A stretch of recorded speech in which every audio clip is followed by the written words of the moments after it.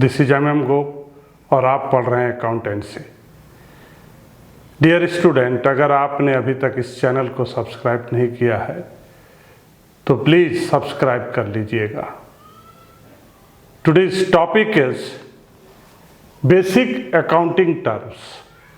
Accountancy में जब हम किसी न्यूमेरिकल को सॉल्व करेंगे तो बहुत सारे टर्म्स आएंगे।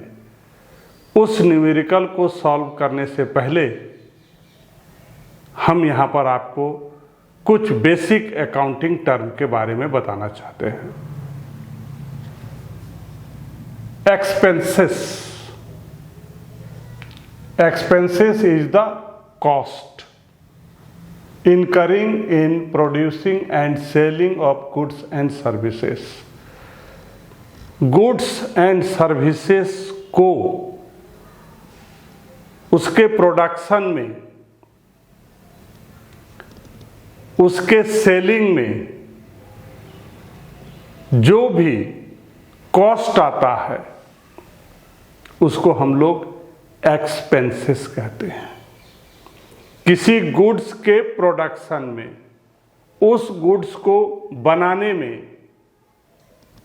या उस गुड्स को बेचने के लिए एक कॉस्ट होता है। किसी गुड्स को बनाने में या सर्विसेज को प्रोवाइड करने में एक कॉस्ट आती है, उस कॉस्ट को हम लोग बोलते हैं expenses। So expenses is the cost incurred in producing and selling of goods and services। Goods का प्रोडक्शन और उस गुड्स को बेचने के लिए, गुड्स को बनाने के लिए और उस गुड्स को बेचने के लिए एक कॉस्ट आती है, उस कॉस्ट को हम लोग बोलते हैं expenses. For example, cost of good sold. जिस गुड को हम सेल कर रहे हैं उसकी कॉस्ट क्या है, this is the example of expenses. Amount paid for rent, this is expenses. Amount paid for commission, expenses.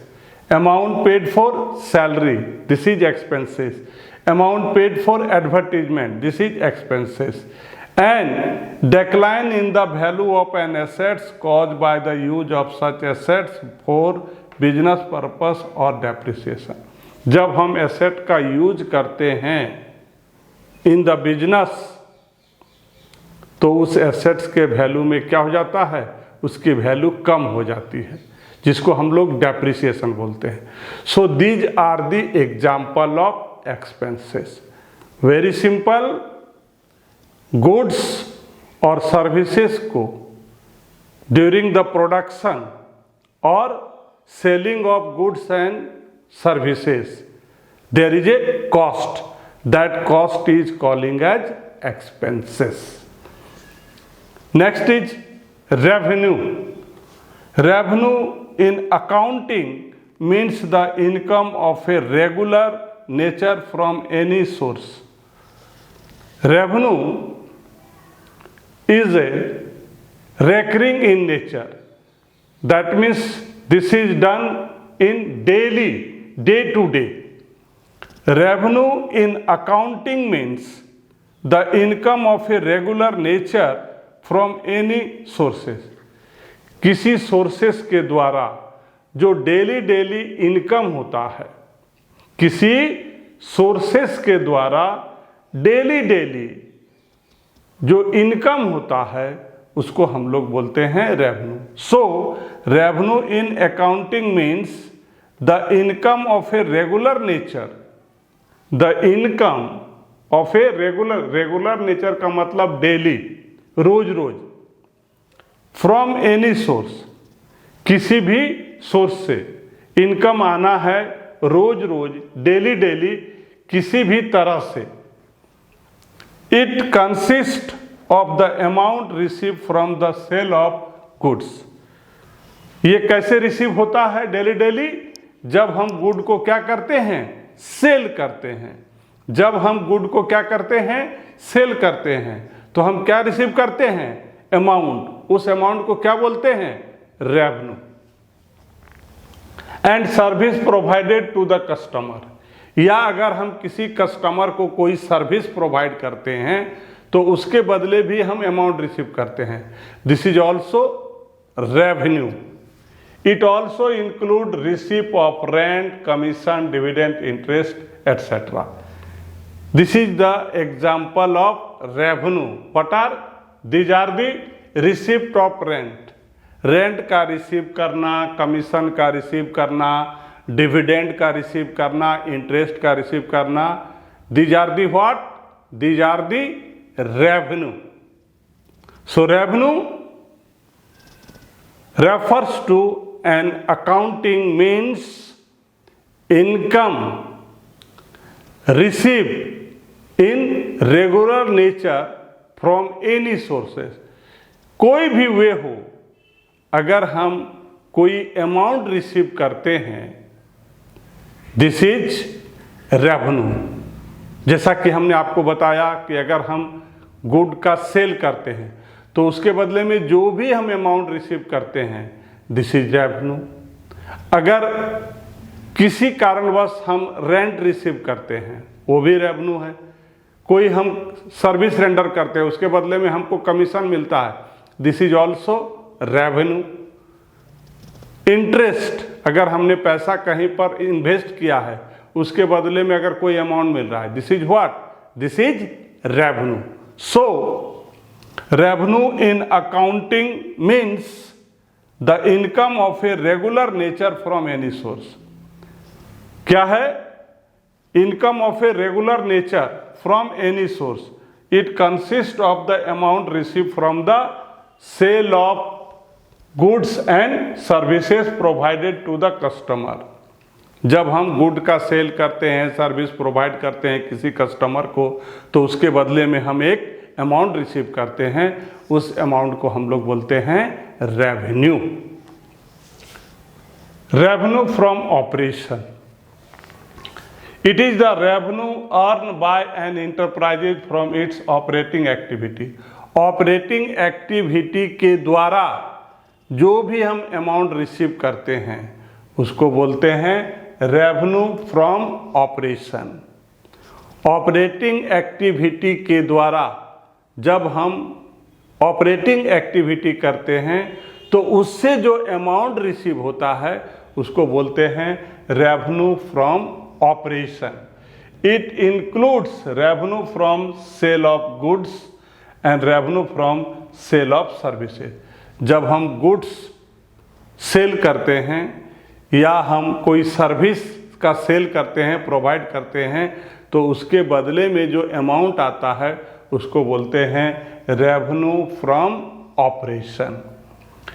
Income, surplus of revenue over expenses is called income.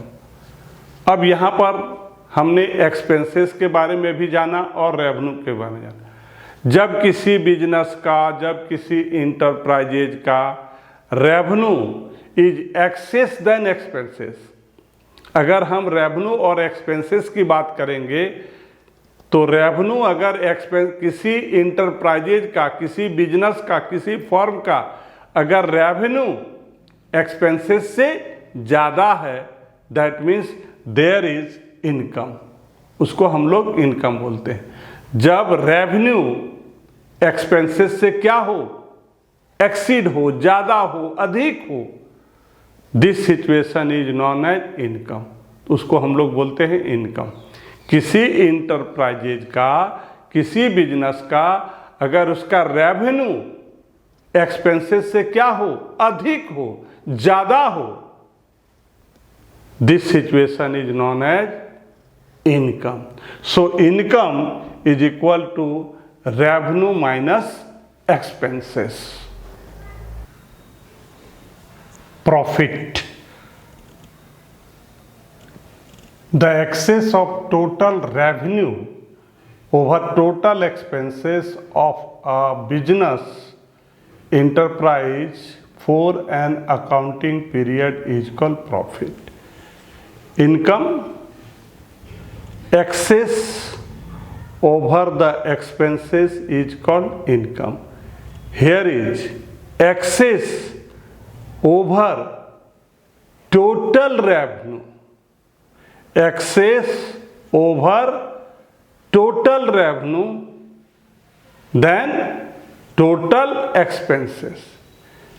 Profit में हम यहां पर बात करेंगे टोटल रेवेन्यू का और टोटल एक्सपेंसेस का, जबकि इनकम में हमने क्या कहा था, सिर्फ एक्सेस और surplus of revenue than expenses is called income.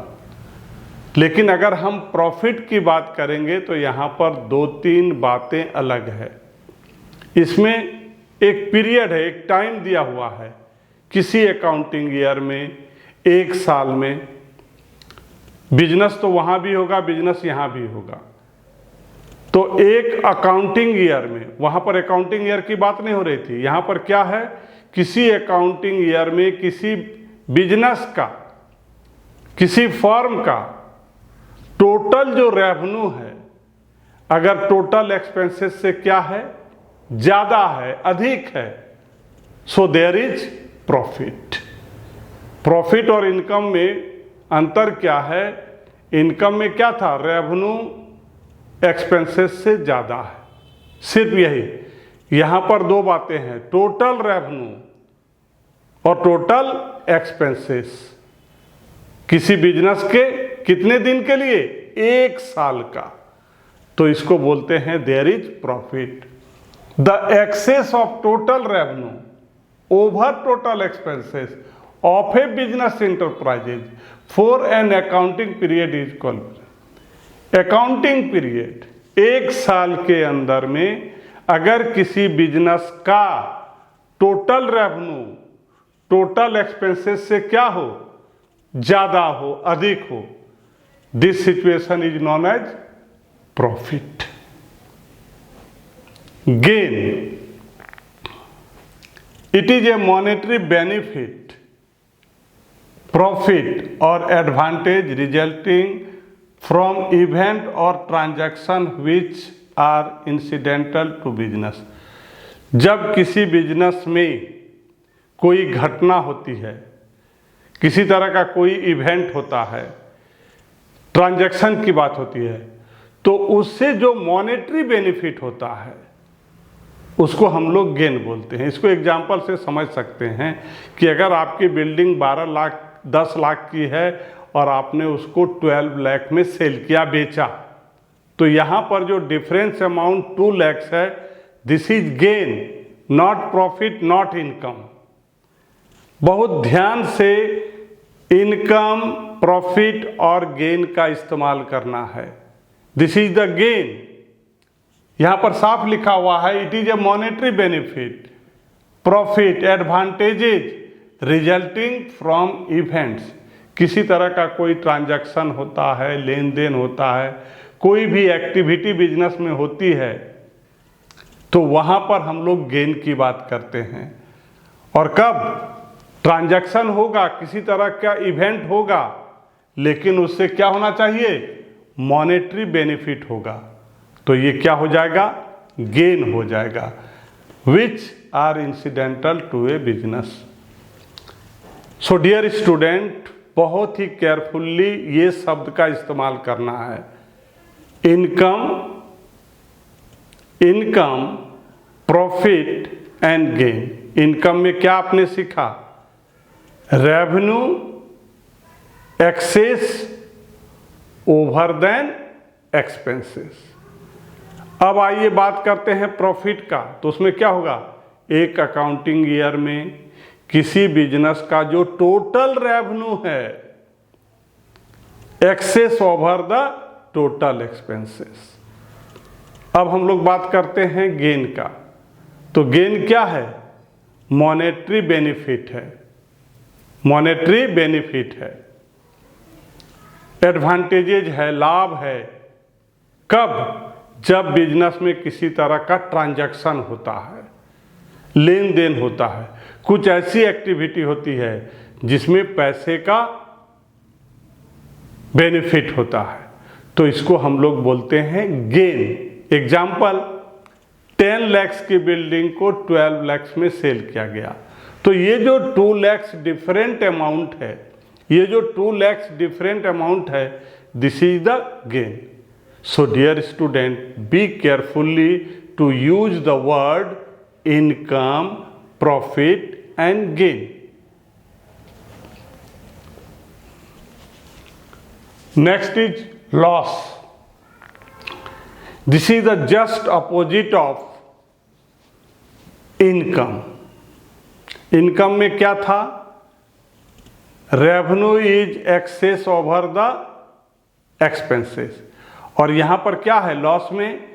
Expenses is excess over the revenue. जब एक्सपेंसेस ज़्यादा हो, रेवेन्यू कम हो, this situation is known as loss. और भी लॉस की हम लोग बात करते हैं कि कुछ ऐसे एक्टिविटी होगी जिसमें बेनिफिट नहीं होगा। आपने गेन में क्या सीखा? एक्टिविटी हुई जिसमें मॉनेटरी बेनिफिट हुआ। एक्टिविटी हुई जिसमें मॉनेटरी बेनिफिट हुआ तो वो गेन हो गया। यहाँ पर एक्टिविटी होगी, मॉनेटरी बेनिफिट नहीं होगा, so there is loss. For example, loss due to fire, theft, accidental. It's कभी कभी डेप्रिसिएशन को हम लोग बहुत आसानी से लॉस बोल देते हैं। नहीं, एक्सपेंसेस और लॉस में बहुत ज़्यादा डिफरेंस है। एक्सपेंसेस और लॉस में बहुत ज़्यादा डिफरेंसेस है। बेनिफिट पाने के लिए जो कॉस्ट लगता है, बेनिफिट पाने के लिए जो कॉस्ट लगता है, तो वो आपका एक्सपेंसेस हो गया। और लॉस में क्या है कि यहाँ पर आपको एक ऐसी एक्टिविटी, कुछ ऐसी घटनाएं होगी जिससे आपको मॉनेटरी बेनिफिट नहीं मिलेगा। उसका काम होगा, आप काम करेंगे, एक्टिविटी करेंगे, पर उसका एडवांटेज आपको नहीं मिलेगा, so there is loss. Goods है, आपका क्या हो गया? लॉस ड्यू टू फायर, चोरी हो गया, तो ये सब क्या है? These are the loss. So loss क्या है? लॉस को हम दो तरह से कहेंगे, दो बातें होगी लॉस में। एक, एक्सपेंसेस एक्सेस ओवर रेवेन्यू, और दूसरा, कुछ ऐसी एक्टिविटी होगी, कुछ ऐसी घटनाएं होगी बिजनेस में जिससे बेनिफिट नहीं मिलेगा। No benefit is receive. Which form receive no benefit. Activity होगी बिजनेस में, एक्टिविटी होगी, लेकिन उस एक्टिविटी से बिजनेस को किसी तरह का बेनिफिट मिलने वाला नहीं है। अगर बेनिफिट मिल जाएगा तो वो गेन हो जाएगा, बेनिफिट नहीं मिलेगा, दिस इज लॉस।